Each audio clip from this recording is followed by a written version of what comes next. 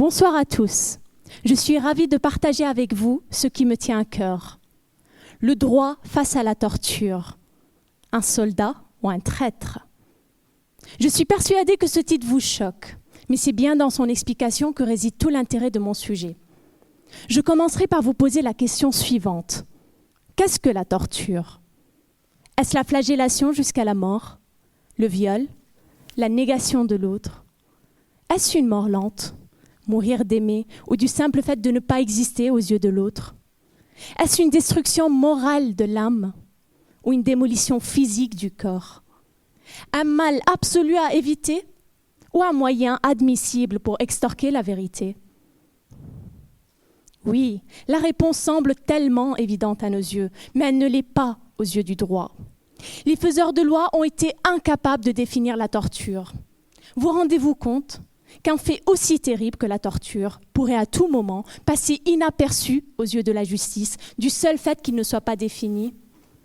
Le juge pourrait décider que votre souffrance n'est pas si grave pour être qualifiée de torture. Et prouvez-lui le contraire si vous le pouvez. L'enjeu est crucial. Il s'agit de vous, de moi, de nous, de la personne humaine en général.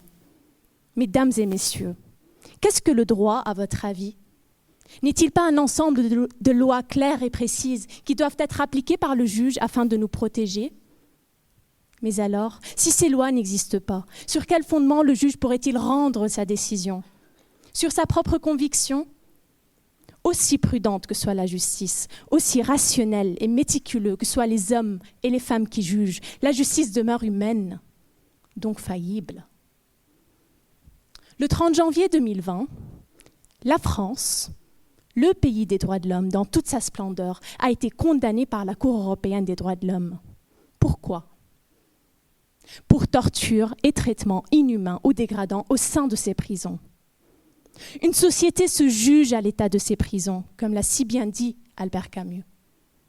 Mesdames et messieurs, nous sommes dans un état libéral où tout ce qui n'est pas interdit est permis et où l'absence de critères définis, ou à tout le moins définissables, pourrait bien innocenter un coupable ou condamner un innocent. Je tenterai dans ma thèse de rechercher des solutions concrètes pour réduire le risque d'arbitraire du juge face à la torture et pour que le droit puisse réaliser sa véritable mission de défense. La tâche est délicate, mais c'est aussi un noble défi à relever. Le droit face à la torture, un soldat ou un traître? Je vous laisse juger. Merci.